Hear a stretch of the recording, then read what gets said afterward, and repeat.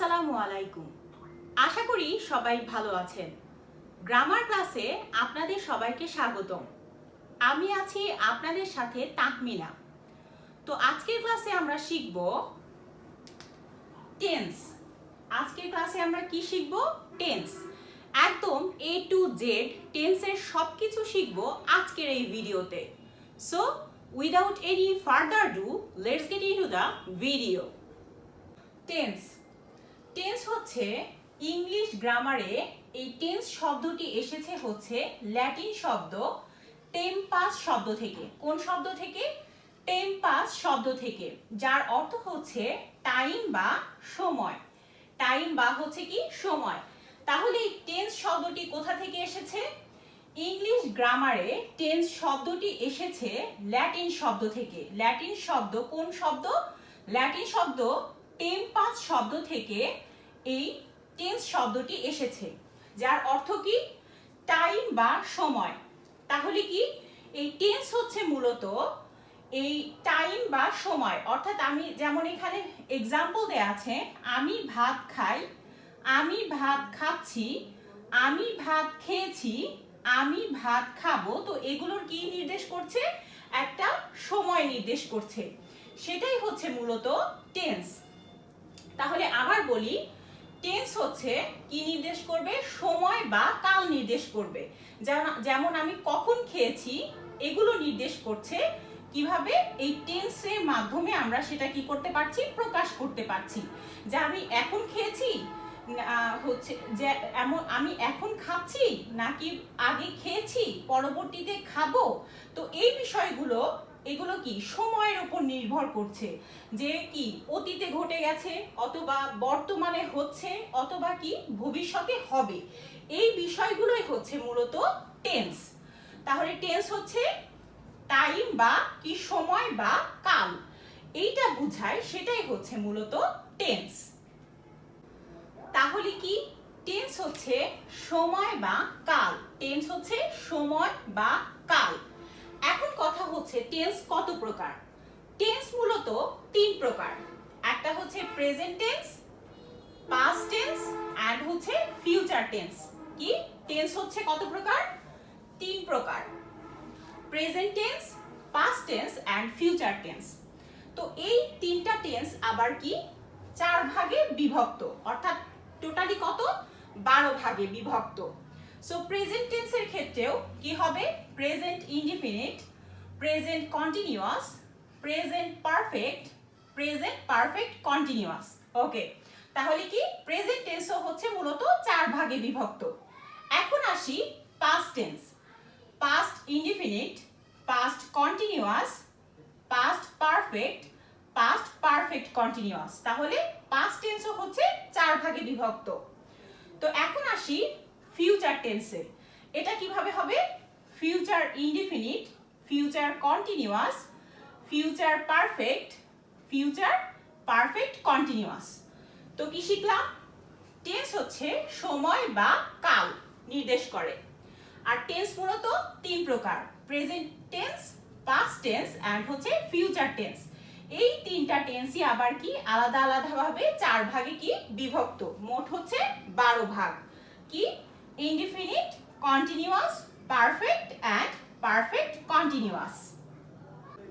তো আমরা জানি প্রেজেন্ট টেন্স মূলত চার প্রকার, present indefinite, present continuous, present perfect and present perfect continuous. তো ফার্স্ট ওয়ান হচ্ছে প্রেজেন্ট ইনডিফিনিট টেন্স। তো এই বিষয় নিয়ে এখন আমি কথা বলবো। ফার্স্টেই দেখি এই প্রেজেন্ট ইনডিফিনিট টেন্সটা কাকে বলে। এই টেন্স দ্বারা বর্তমানে কোনো কাজ করা, বর্তমান কালের অভ্যাস, চিরন্তন সত্য বা যে কোনো বৈজ্ঞানিক বিষয় নিয়ে কি যে কোনো উক্তিকে কি বলে? এই বিষয়গুলোই হচ্ছে কি প্রেজেন্ট ইনডিফিনিট টেন্স। তাহলে কি প্রেজেন্ট ইনডিফিনিট টেন্স হচ্ছে কোনো কাজ করা বোঝাবে, বর্তমান কালের অভ্যাস, চিরন্তন সত্য, এই বিষয়গুলোই হচ্ছে বোঝাবে, সেটাই হচ্ছে মূলত প্রেজেন্ট ইনডিফিনিট টেন্স।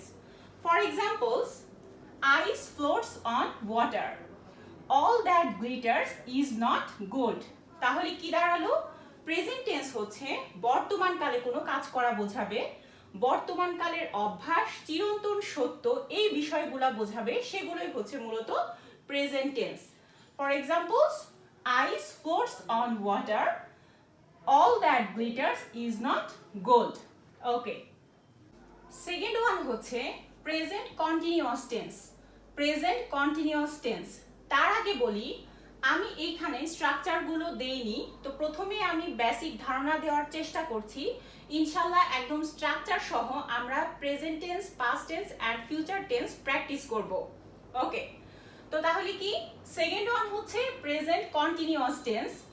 এই টেন্স দ্বারা বর্তমানে কোনো কাজ চলছে বা ঘটছে বোঝায়, মানে কন্টিনিউয়াসলি চলছে, কাজ চলছে, চলছে বা ঘটছে বোঝায়, সেটাই হচ্ছে মূলত প্রেজেন্ট কন্টিনিউয়াস টেন্স। আবার এই টেন্স দ্বারা বর্তমানে কোনো কাজ চলছে বা ঘটছে বোঝায়, সেটাই হচ্ছে মূলত present continuous tense. For example, I am closing the door, the train is running on time.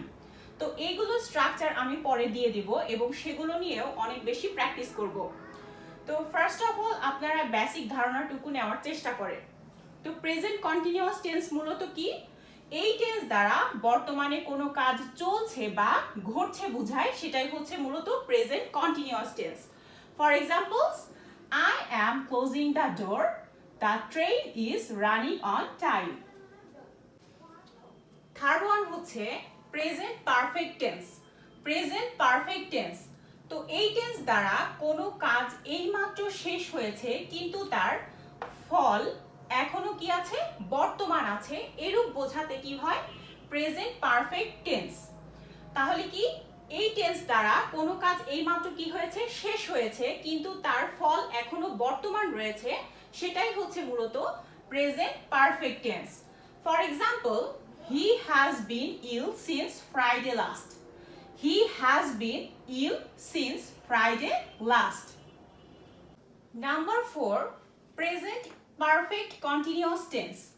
এখন আসি প্রেজেন্ট পারফেক্ট কন্টিনিউয়াস টেন্স কাকে বলে। এই টেন্স দ্বারা কোনো কাজ আগে শুরু হয়েছে বা আরম্ভ হয়েছে, কিন্তু এখনো কি করছে, এখনো চলছে, এখনো কন্টিনিউয়াসলি কি চলছে, আগে শুরু হয়েছে কিন্তু চলছে, সেটাই হচ্ছে মূলত present perfect continuous tense. For example, I have been living here since 1980.